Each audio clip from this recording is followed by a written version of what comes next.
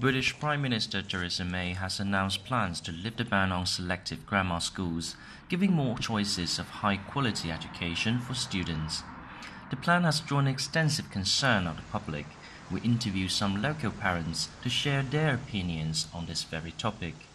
I think at that point it would be too far. At 11 years old, I want to be with my son all the time. To send him away at 11, for me, it just doesn't make sense. When he's 18, and if he wants to go to university somewhere, that's another story. But 11, I feel like kids need their parents at that age, and they need to be close to their parents. And I don't think as good as the education you can get in a school, the best education you can get, from my opinion, is good parenting. So I wouldn't allow if it was that far.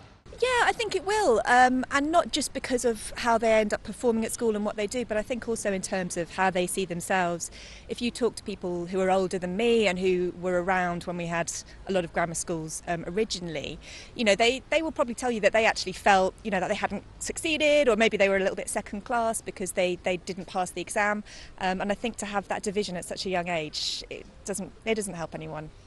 Actually, I sort of believe that every school should be really good, so I'm not a big fan of the grammar school system. So I think the government really should just be funding every single secondary school in the UK to have really good standard of education. London's been a great example recently where they've got some fantastic schools in some really kind of quite deprived areas.